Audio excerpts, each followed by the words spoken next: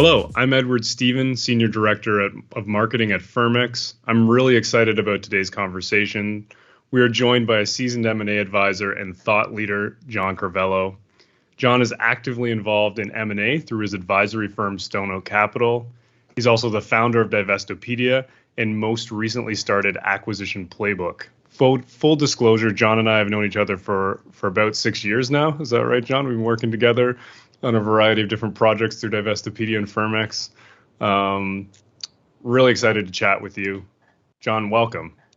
Yeah, thank you. And I know you have your kind of badge there as Edward, but I always call you Ted. So I'm going to call you Ted through this interview, if that's okay. I have a bad habit of doing that. I just pick a nickname and I go with it. That's totally fine.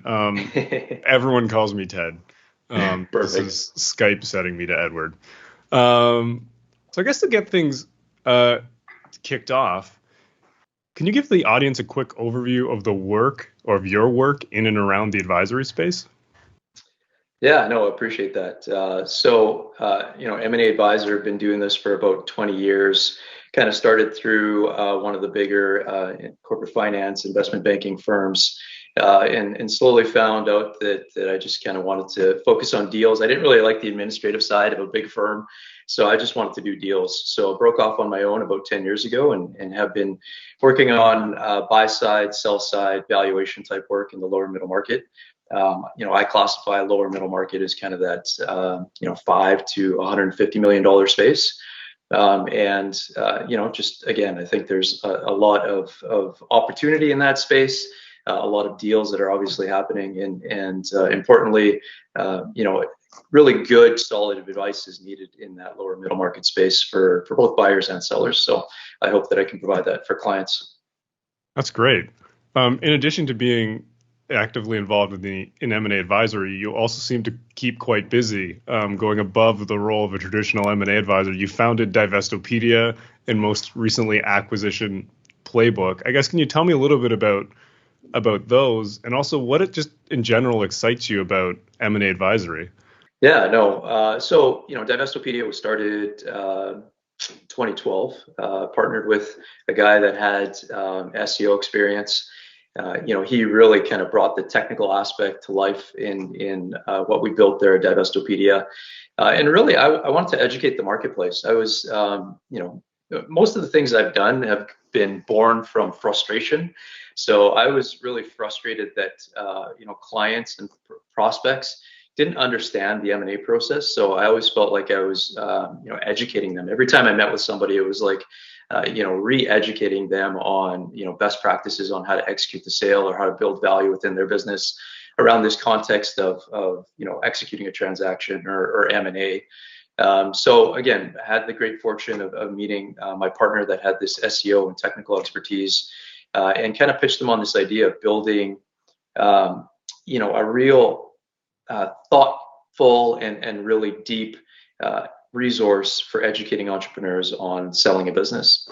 And away we went. We gathered a whole bunch of articles. We wrote a whole bunch of articles ourselves, and before I knew it, it became, kind of one of the leading online resources for educating middle market entrepreneurs in this space. So, in addition to doing, the passion and the excitement I get from doing deals, I also get a lot of excitement and satisfaction out of teaching people on the educational space around mergers and acquisitions. So, that's kind of how that started. And then the Acquisition Playbook is on the flip side. It's educating entrepreneurs on this idea of going out and growth through acquisition. So it's very similar to the sell side, Divestopedia, but now it's on the buy side. So it's helping the entrepreneurs on the buy side learn a little bit more on how they can do it efficiently and effectively. So you're doing it all: educating, advising, both sides of the deal. The reason the education piece started was kind of marketing, right? It was a way that I thought I could kind of create some eminence, some thought leadership in the space. But really, it kind of led into me being super passionate about it, and also seeing the need for it in the marketplace. It just if you can educate both buyers and sellers, I think it helps create efficiency, and it helps facilitate and consummate transactions. So it was I am doing it, and it's not, there's some selfish motivation around it too for marketing purposes, but it has kind of led to this really being kind of almost a mission of mine to help educate and create some efficiency in this space. Great. I guess let's take it from there. What advice do you have for owners looking to sell their business for the first time? Well, the first time is often the only time for a lot of business owners. It's business owners will take 20 years to build a business, and then that's the one opportunity that they get to really monetize all that value that they created. So really doing that well, I've mentioned a lot of times throughout all the posts on Divestopedia and everything I do kind of online, that is super important. A lot of value can be created in just that moment of the point where you decide to take your business to market, to the point where you sign that purchase and sale agreement and you get all that cash in your bank account at the end. So the one advice would be to really think of that as a process, right? Think of that 1 year where you've decided that, hey, I want to sell my business, to do it right, to not just kind of to take unsolicited offers from buyers that might be knocking at your door, to not really thinking about the valuation and the objectives that you have around selling. So really take some time to plan out that exit, and then find really great advisors that can help you through that journey, because again, so much value can be created in that typically 6 months to a year, where you're executing the sale of your business and monetizing that value that you've created in those 20 years beforehand, in getting to that point. How as a seller, I guess if you're first time selling a business, how do you value your business? You mentioned that don't take the first offer that comes across your table. The table, but how would you go about really understanding how valuable your business is? I'm a business evaluator. I've been doing this for 20 years, and I still struggle with that, right? Like every time I'm taking a client to market, we've given them kind of an estimate of what we think the value could be in the marketplace, but I'm always still hesitant to see, what offers actually come in. So I'm kind of like skirting your question here, Ted. But I think it really depends. The market timing is a big influence on what the valuation of the business could be. Obviously, the attractiveness of the business, and its positioning to either strategic partners, or strategic buyers or private equity buyers has an impact on what the valuation could be. The access to capital, right? Like how willing are banks, to support potential buyers in that industry. So a lot of things kind of impact the valuation. Again, I think that at the onset, really planning out, what do you want to accomplish from the sale of your business? Who are the best buyers for your business? Is the timing right? Am I personally ready? Like a lot of those things, putting those in place is going to help you increase value in your business. So I know I totally didn't answer any of your question at the beginning, but I think rather than how do you value, it's more important to think about what are the things that I could do to help me meet my objectives when I'm selling, and if that objective is increasing value, then there's a few things that you could do to really help you kind of execute on a higher valuation. That makes a lot of sense. There are some of the people who will be watching this will be not just business owners; they'll be M&A advisors, and something like as someone who's been in the data room space, looking at M&A advisory from the outside in, and something that always amazes me about M&A advisors is how they manage clients' expectations. Do you have any tricks for that? So somebody who's maybe getting new to the advisory space, helping a client walk through that process that you talked about, valuations, because in some cases maybe they're undervaluing their business in their own minds. In other cases, maybe they're overvaluing it. There's a lot of psychology that goes into that. Yeah, I mean, expectations at the onset. I think any business is saleable, right, at the right price and terms. So the only problem is a lot of business owners that are looking to sell their business maybe don't like the right price and terms, right? So for me, I'm not one of those guys that tries to oversell and underdeliver. I'm the opposite, right? I undersell and I try to overdeliver. So, I always come into my client advisory relationships being really open and honest, saying, listen, this is what I think I can get in the marketplace. And truthfully, that turns some people off. Some people just say, well, this other advisor over here said that I could get twice that. And I, for me, I say, that's perfect. Go for it. I think you should probably choose that advisor if you think he can execute. But this business is, most of my fees are contingency based. So for me to kind of set expectations that are really high, that even I don't think I can achieve, it just doesn't make any sense. It's not, it's not a business model that makes a lot of sense for me or for my clients, because we just don't get a deal that gets completed or gets consummated. So I guess the advice that I would say for advisors is really kind of don't set the bar low. I don't want to say that, but set a realistic expectation on what you think you can achieve in the marketplace, and then go out and deliver, and try to exceed those expectations by managing a process really efficiently and effectively, to maybe create a competitive auction process to get better terms on a deal and throughout the transaction. So that's kind of how I approach it. Other people might approach it differently, but really it's worked well for me to just be really upfront on setting that expectations, and then partnering with people that believe in my abilities to exceed that expectation. Great. You touched on this a little bit about, I guess, structuring the deal, and I know one of the first things that we work, basically how we know each other, is through the M&A fee guide, which we recently released our 5th edition of it. Full credit to you. It was your idea. So I guess really appreciate it. I know people find it really valuable. What advice would you have in terms of actually structuring the deal, either for an M&A advisor or maybe both, like from the perspective of an advisor and then also the perspective of a business owner? Yeah, and the M&A fee guide, as I mentioned before, came from frustrations I just had in the industry, right? Like, my clients would always come to me and ask me for a fee proposal, and I would give it to them, based on what I thought was reasonable and what I thought was market, but I didn't really have any external kind of resources to go and say, yeah, there's, in this region or for this size of deal, these are typical fees. So, that lack of kind of transparency in the market always drove me crazy. So, I had the good fortune of working with you guys to put this fee guide out there, and I'm super grateful and thankful that people find it valuable. People have reached out to me from around the world, seeing me as kind of like this M&A fee expert now, which again I'm super grateful and humbled by. So getting back to your original question around deal M&A fee structuring. So I think.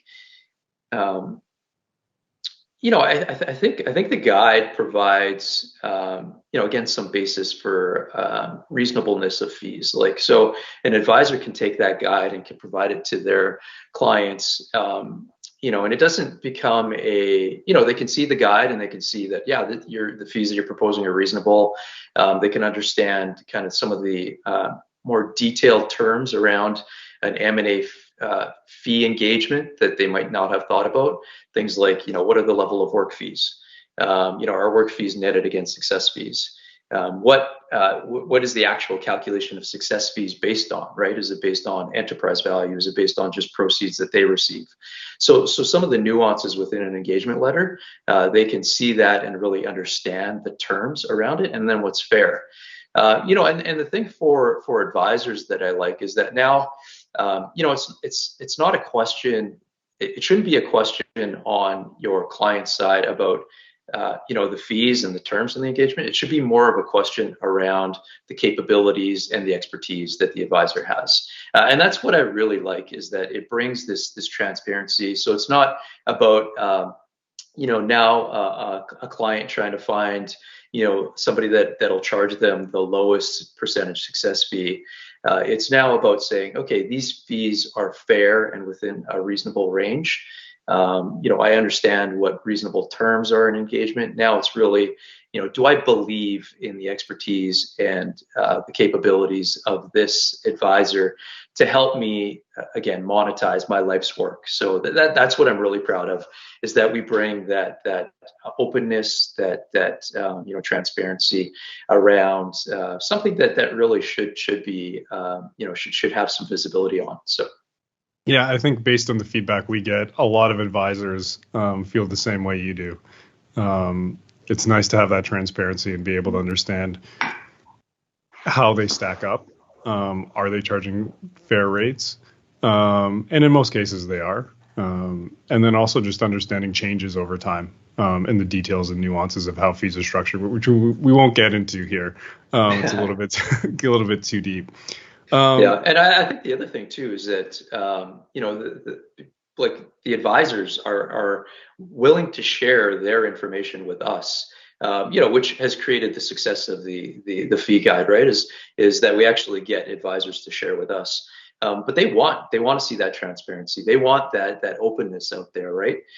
So that's what I've seen, is that that willingness of them to fill out that survey and to provide us with their experience and their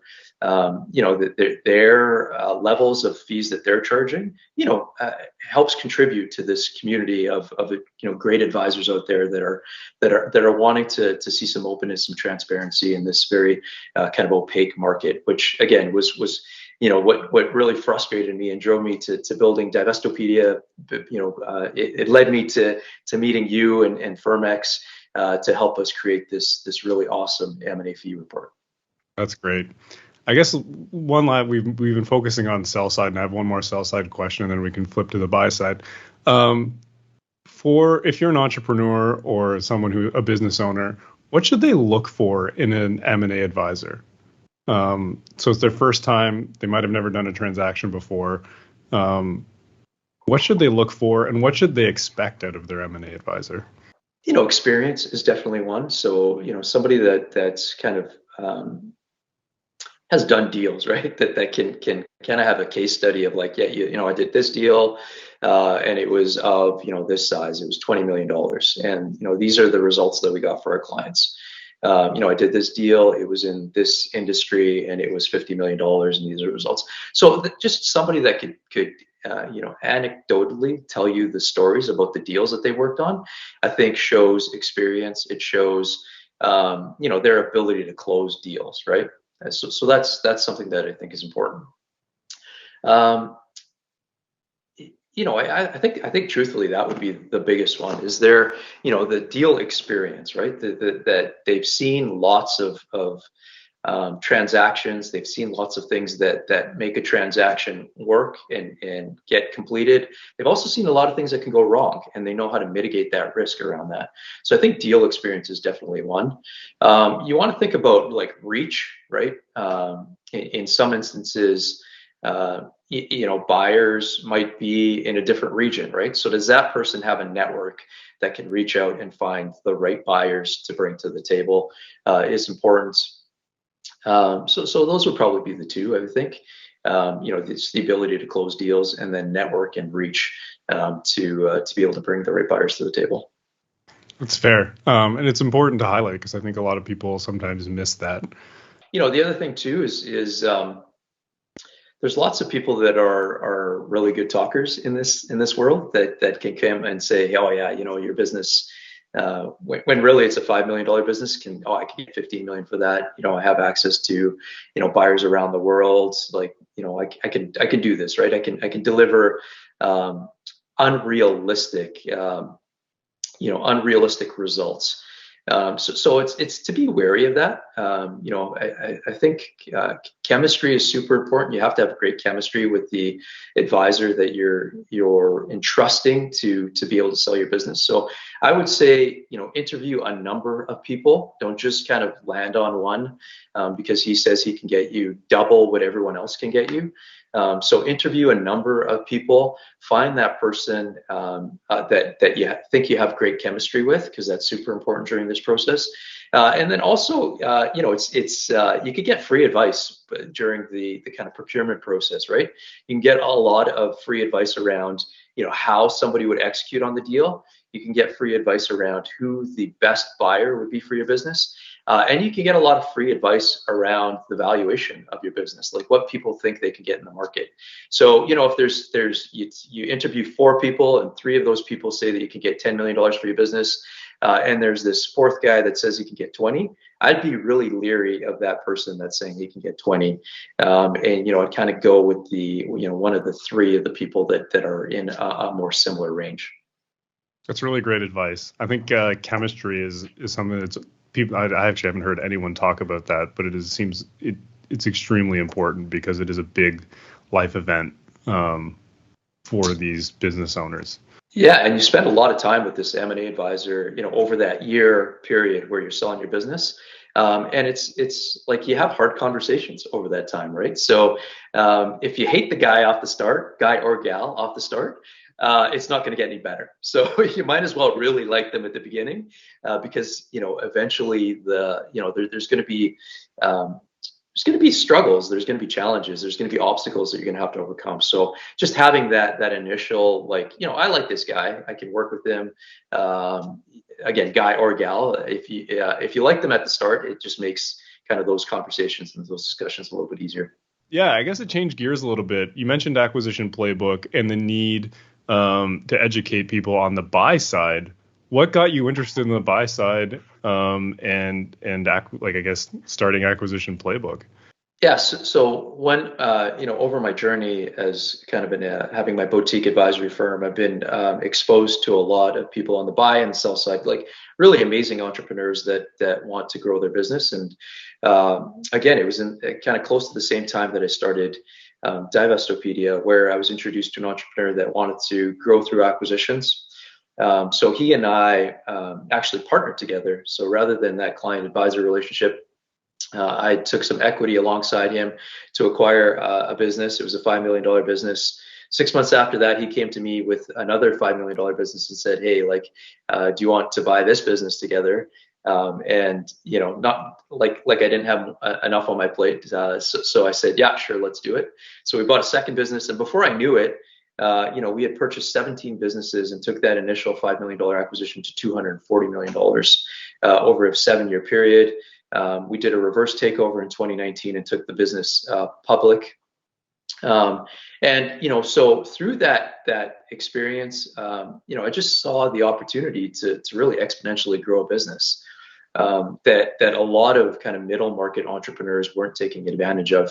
That after we took the business public, that kind of removed myself from kind of the day-to-day of the business and really saw, why can't I take this experience that we had over the 7 years and help other entrepreneurs execute on this? I think there's 2 sides to a transaction. There's the buyer and the seller.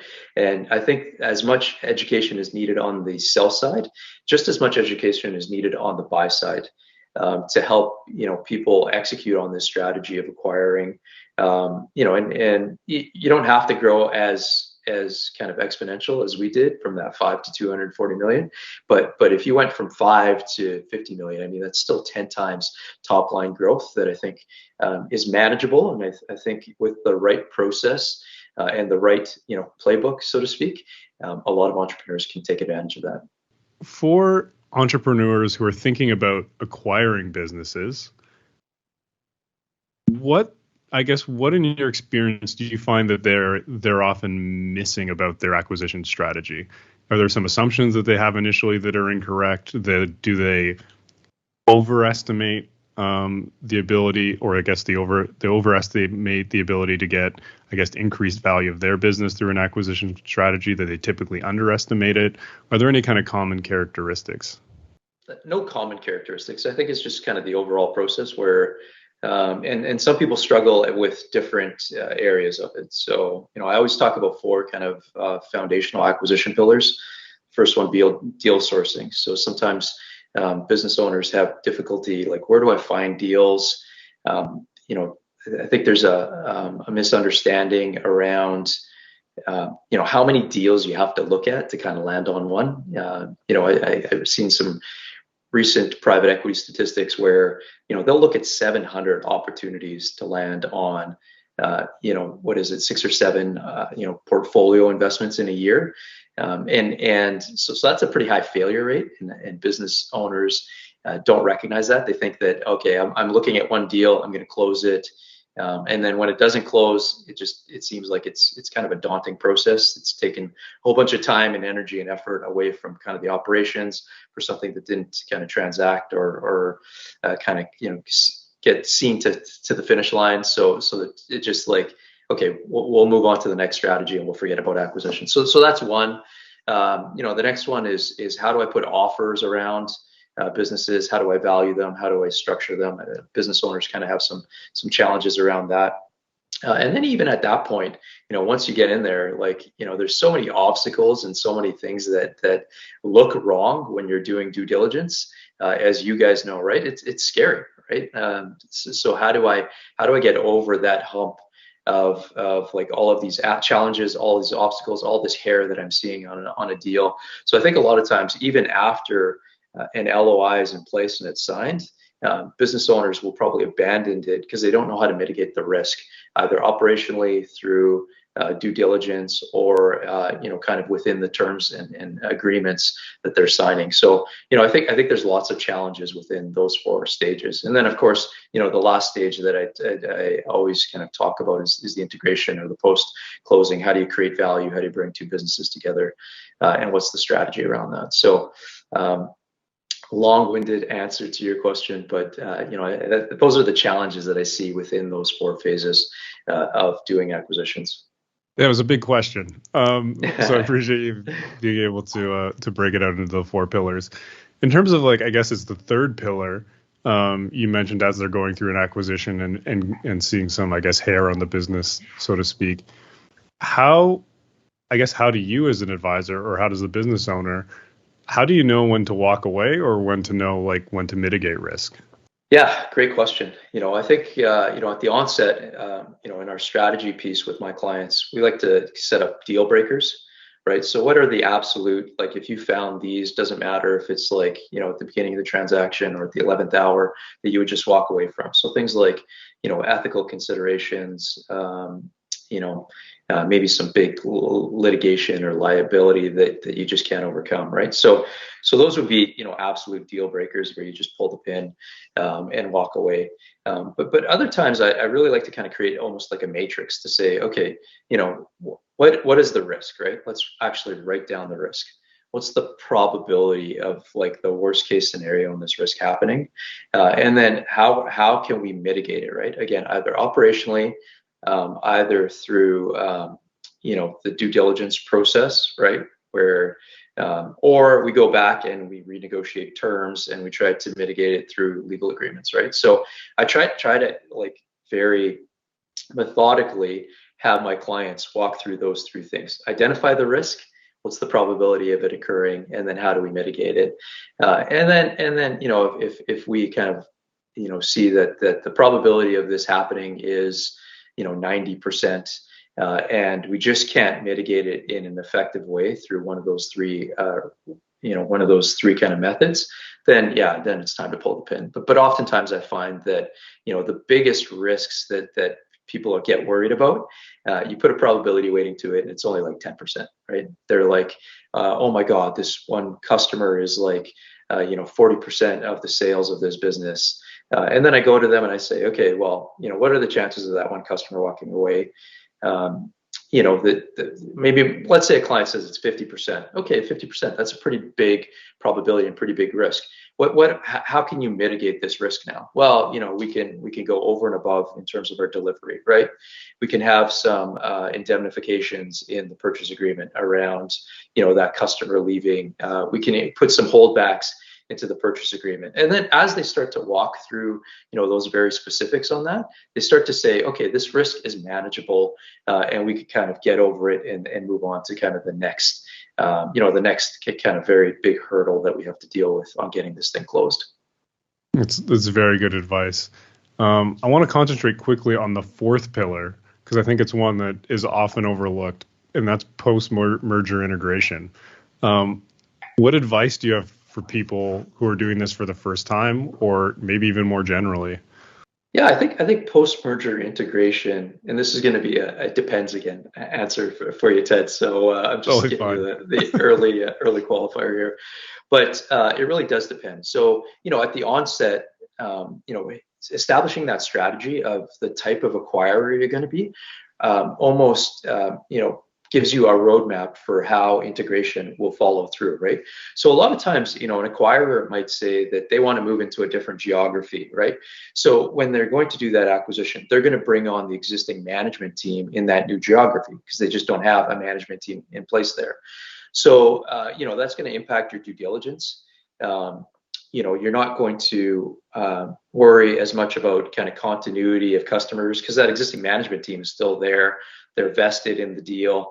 And then on the integration side, it's a little bit easier, right? Because now, maybe you're not going to rebrand that business. You're going to have the exact same management team. So there isn't going to be, a lot of challenges around, employee issues because they're going to be reporting to the exact same people that were there before. So the integration, kind of roadmap that you're using in those scenarios different than if you were to acquire a business outright. You're going to replace management, you're going to change your brand, you're going to implement a new computer system. So you're really going to bring these two businesses together. So establishing the strategy up front on how you're going to acquire a business is going to dictate all of the integration that you're going to do on the back end, and also going to dictate the level of diligence and the areas that you're going to focus on in diligence on bringing these businesses together. Obviously, the recommendation would be to bring outside help. I recently did a webinar that had integration experts on the HR side and on the operational side. So bring in the expertise that you need to bring these businesses together. But the it depends answer is how are you going to acquire these businesses at the onset, and thinking through that all the way through to now I've bought this business. What are the important areas that I need to focus on now bringing these businesses together? To continue on the buy side, 2021 has seen record valuations and record M&A transactions. If you're a buyer, how do you go about finding value in this kind of market? Yeah, it definitely is, a very heated market. There's lots of, acquisitions and lots of access to capital too, right? I find that those two things are kind of fuel to the valuation fire, so to speak, in terms of increasing multiple, increasing competition. I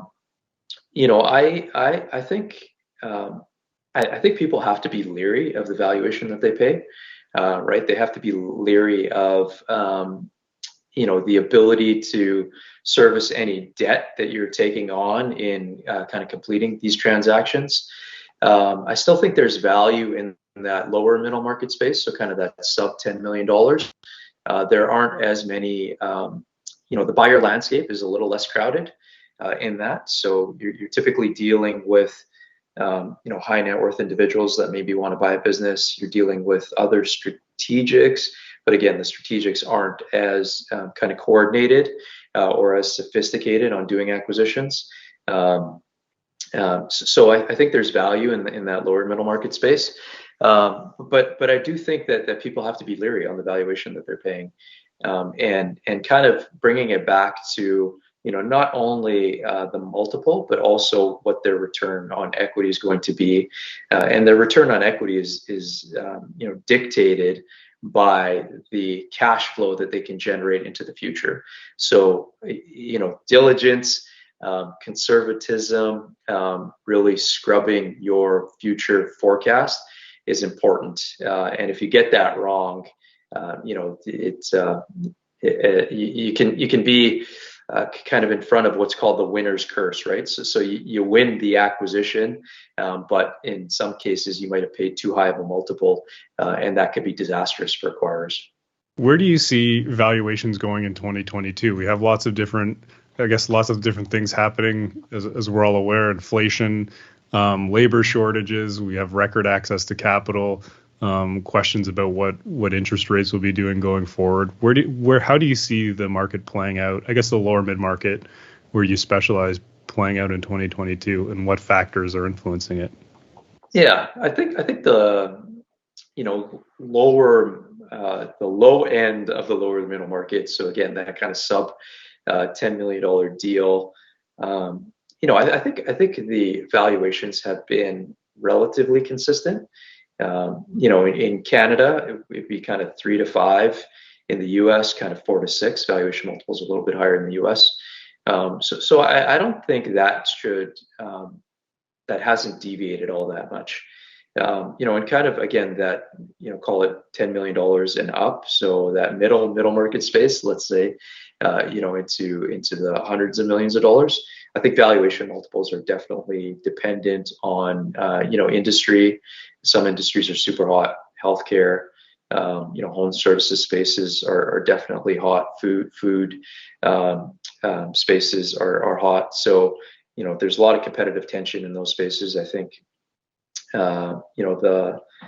as long as the access to capital doesn't shut off, I think the valuation multiples are still going to be heated. I don't think they can get any higher. I could be wrong, but I think there's still going to be a lot of appetite for and valuation multiples will follow in terms of being high. For other industries, I can't. I'm going to go back to it depends, right? It just depends on what people are seeing hot and the trends where we're going. Obviously the technology trend is important. So people are going to be looking for acquiring things that can, improve the efficiency through technology. So, and then I also think there's the trend of finding labor. A lot of acquisitions now are because there's a labor shortage. So people are looking to acquire businesses to be able to get access to talent, access to that labor pool, labor resources. Do you have anything you'd like to add? Anything else you'd like to talk about? Yeah, sure. If you're giving me an opportunity to do a little bit of marketing on the Acquisition Playbook, I'd love to. So, Acquisition Playbook is, a program that I use with entrepreneurs. Again, it's really kind of that holistic process, teaching from everything from deal sourcing to things you need to think about on the integration side. I found that people want to dip their toe into this, area, and my philosophy is if you're going to do it, you got to do it right. So it's a 3-month program for entrepreneurs that want to get kind of expert coaching on the process from start to finish. I'm seeing a lot of great results from my clients, not only in kind of their ability to source deals, but also their understanding of how to put offers out on actual targets. So a lot of my clients come to me with actual targets in mind, and we help them kind of navigate through that. So it's kind of a little bit more of an easier way to engage kind of high-end consulting to help through this start to finish process of implementing an acquisition strategy. I encourage everyone to definitely check out Acquisition Playbook. It'll be linked in the article that I think most people will be viewing this video on, so you'll be able to check it all out there. John, thank you for taking the time to speak with us today. It's been a really great conversation. I could keep this going for another hour or two, but I know you have to stop. So thank you so much. Yeah, thanks, Ted. It's always fun to catch up with you, and thanks for the opportunity.